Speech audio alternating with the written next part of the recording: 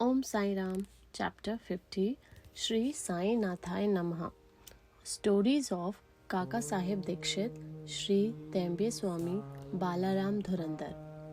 Chapter 50 of the original Satcharitra has been incorporated in Chapter 39 as it dealt with the same subject matter. Now, Chapter 51 of the Satcharitra has been treated here as Chapter 50. This chapter gives the stories of Kaka Sahib Dikshit, Sri Tembe Swami, Balaram Dhurandhar. Preliminary. Victory be unto Sai, who is the mainstay of the Bhaktas, who is our Sadguru, who expounds the meaning of the Gita, and who gives us all powers. O Sai, look favorably on us and bless us all.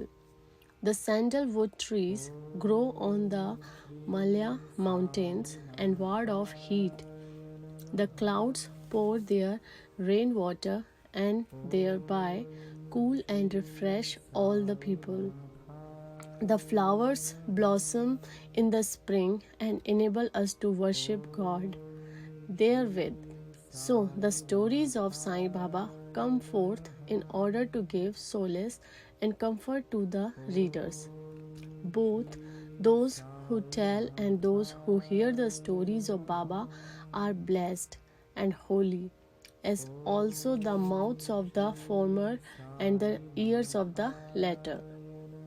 It is well established fact that though we try hundreds of means or sadhanas, we do not attain the spiritual goal of life unless a Sadguru blesses us with his grace. Hear the following story in illustration of this statement. Kaka Sahib Dikshit, 1864 to 1926. Mr. Hari Sitaram alias Kaka Sahib Dikshit was born in 1864 AD in Vandanagara Nagar Brahmin family at Khandwa, CP. His primary education was done at Khandwa, Hingan Ghat, and secondary education at Nagpur. He came to Bombay for higher education and studied first in the Wilson College and then in the Elphinstone College. After graduation in 1883 AD, he passed his LLB and solicitor's examination and then served in the firm of the government solicitors, Messrs. Little and Company, and then after some time started a solicitor's firm of his own. Before 1909 AD, Sai Baba's name was not familiar to Kaka Sahib, but after that he soon becomes his great devotees. While he was staying at Lonawala, he happened to see his old friend Mr. Nana Sahib Chandorkar. Both spent some time in talking about many things. Kaka Sahib described to him how when he was boarding a train in London, he met with an accident in which his foot slipped and was injured. Hundreds of remedies gave him no relief. Nana Sahib then told him that if he wished to get rid of the pain and lameness of his leg, he should go to his Sadguru Sai Baba. He also gave him all the particulars of Sai Baba and mentioned to him Sai Baba's dictum. I draw to me my man from far off or even across the seven seas, like a sparrow with a string fastened to its feet. He also made it clear to him that if he be not Baba's man, he would not be attracted to him and given a darshan. Kaka Sahib was pleased to hear all this and said to Nana Sahib that he would go to Baba, see him, and pray to him to cure not so much his lamb leg, but bring round his lamb, fickle mind, and give him eternal bliss. Sometime after, Kaka Sahib went to Ahmednagar and stayed with Sardar Kaka Sahib Mirikar in connection with securing votes for a seat in the Bombay Legislative Council. Mr. Bala Sahib Mirikar, son of Kaka Sahib Mirikar, who was a Mamlatdar of Kopargaon, also came at that time to Ahmednagar in connection with a horse exhibition there. After the election business was over, Kaka Sahib Dikshit wanted to go to Shirdi, and both the Mirikars, father and son, were also thinking in their house about a fit and proper person as a guide with whom he should be sent there. There, Sai Baba was arranging things for his reception. Shama got a telegram from his father-in-law at Ahmednagar stating that his wife was seriously ill and that he should come to see her with his wife. Shama, with Baba's permission, went there and saw his mother-in-law and found her improving and better. Nana Sahib Panshe and Appa Sahib Gadre happened to see Shama on their way to the exhibition Dikshit there and take him to Shirdi along with him. Kaka Sahib Dikshit and the Mirikar were also informed of Shama's arrival. In the evening, Shama came to Mirikar's, who introduced him to Kaka Sahib. They arranged that Shama should leave for Kopargaon with Kaka Sahib by the 10 o'clock night train. After this was settled, a curious thing happened. Bala Sahib Mirikar threw aside the veil or covering on Baba's big portrait and showed the same to Kaka Sahib. He was surprised to see that he, whom he was going to meet at Shirdi, was already there in the form of his portrait to greet him at his juncture. He was much moved and made his prostration before the portrait. This portrait belonged to Megha. The glass over it was broken and it was sent to Mirikars for repairs. The necessary repairs had been already made and it was decided to return the portrait with Kaka Sahib and Shama. Before 10 o'clock, they went to the station and booked their passage. But when the train arrived, they found that the second class was overcrowded and then there was no room for them.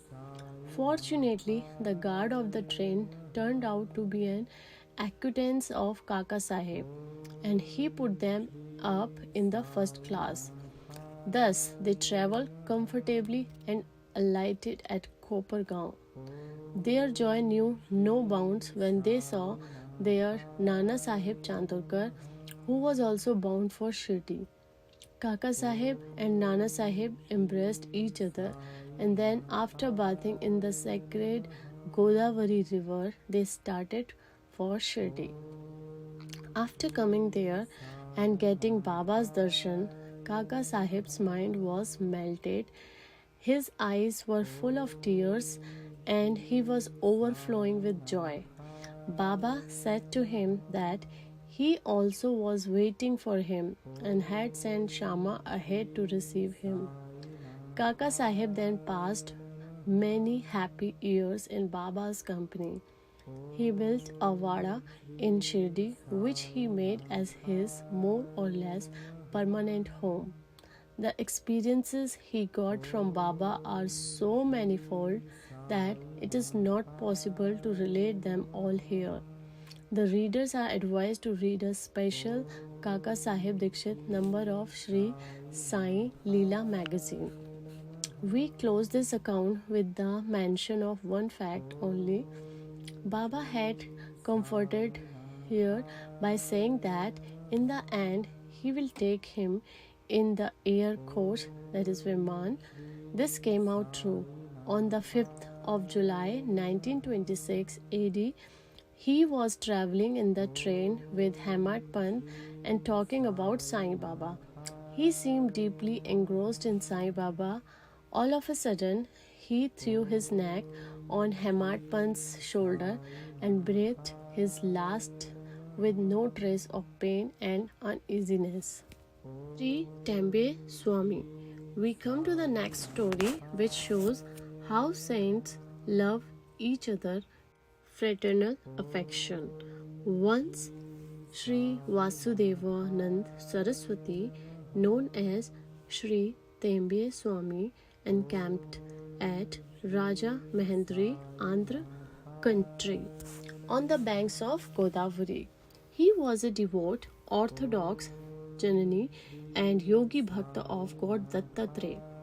One Mr. Pundalak Rao, pleader of Nanded, Ajam state, went to see him with some friends. While they were talking with him, the names of Shirdi and Sai Baba were casually mentioned. Hearing Baba's name, the Swami bowed with his hands and taking a coconut gave it to the Lik Rao and said to him, "Offer this to my brother Sai with my pranam and request him not to forget me, but ever love me." He also added that Swamis do not generally bow to others, but in this case, an exception had to be made. Mr. Pundalik Rao consented to take the fruit and his message to Baba. The Swami was right in calling Baba a brother, for as he maintained an Agnihotra sacred fire day and night in his orthodox fashion, Baba too kept his Agnihotra, that is Dhuni, ever burning in the masjid. After 1 month, Pundalik Rao and others left for Shirdi with the coconut and reached Manmad. And as they felt thirsty, they went to a revolt for drinking water. As water should not be drunk on an empty stomach, they took out some refreshments, that is chivda, flattened rice mixed with spice. The chivda tasted pungent, and in order to soften it, someone suggested and broke the coconut and mixed its scrapings with it. Thus, they made the chilwa mere tasty and palatable. Unfortunately, the fruit broken turned out to be the same that was entrusted to Pundalik Rao.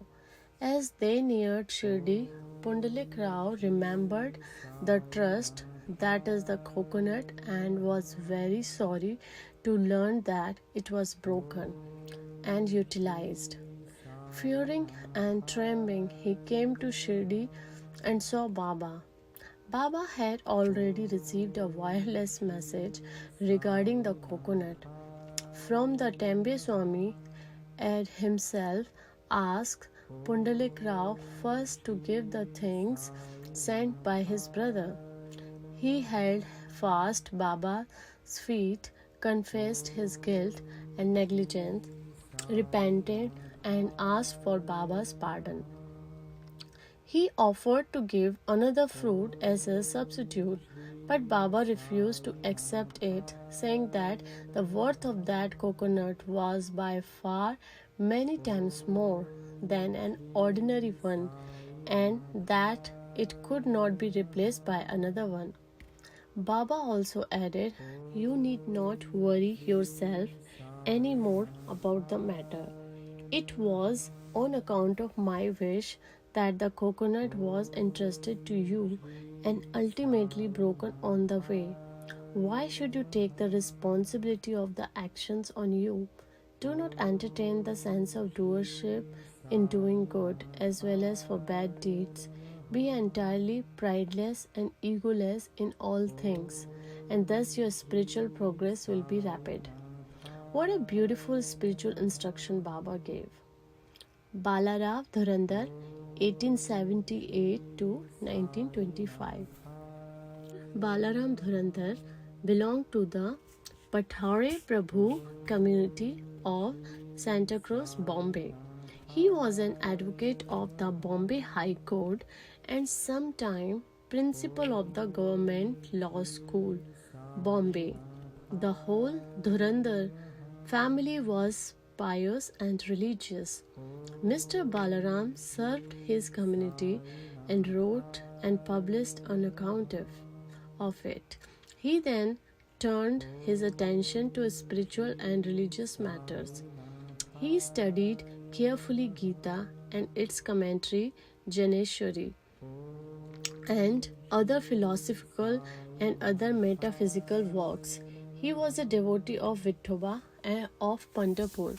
He came in contact with Sai Baba in 1912 AD. 6 months previous, his brothers Babuji and Vaman Rao came to Shirdi and took Baba's darshan. They returned home and mentioned their sweet experiences to Balaram and other members. Then they all decided to see Sai Baba. Before they came to Shirdi, Baba declared openly that today many of my Darbar people are coming. The Dhurandhar brothers were astonished to hear this remark of Baba from others, as they had not given any previous intimation of their trip. All the other people prostrated themselves before Baba and sat talking to him. Baba said to them, "These are my Darbar people to whom I referred before," and said to the Dhurandhar brothers, "We are acquainted with each other for the last 60 generations." All the brothers were meek and modest. They stood with joined hand and staring at Baba's feet. All the sattvic emotions, such as tears, horripilation, choking, and etc., moved them, and they were all happy. Then they went to their lodging, took their meals, and after taking a little rest, again came to the masjid. Balaram sat near Baba, massaging his legs. Baba, who was smoking a chillum, advanced it towards him and beckoned him to smoke it. Balaram was not accustomed to smoking. Still, he accepted the pipe, smoked it with great difficulty, and returned it reverentially with a bow. This was the most auspicious moment for Balaram. He was suffering from asthma for 6 years. This smoke completely cured him of the disease, which never troubled him again. Some 6 years later, on a particular day, he again got an attack of asthma. This was precisely the time when Baba took his Mahasamadhi. The day of this visit was a Thursday, and the Dhurandhar brothers had the good fortune of witnessing the Chavdi. Balaram saw the lustre of Panduranga on Baba's face, and next morning at Kakar Aarti time, the same phenomena, the same lustre of his beloved deity, Panduranga was visible again on Baba's face. Mr. Balaram Dhurandhar wrote in Marathi the life of the Maharashtra Saint Tukaram, but did not survive to see its publication. It was published later on by his brothers in 1928. In a short note on Balaram's life given in the beginning of the book, the above account of Balaram's visit has been fully corroborated therein. Om Namo Sri Sai Nathaya Namaha. End of chapter 50. Woe to Sri Sai, peace be to all. Om Sai Ram.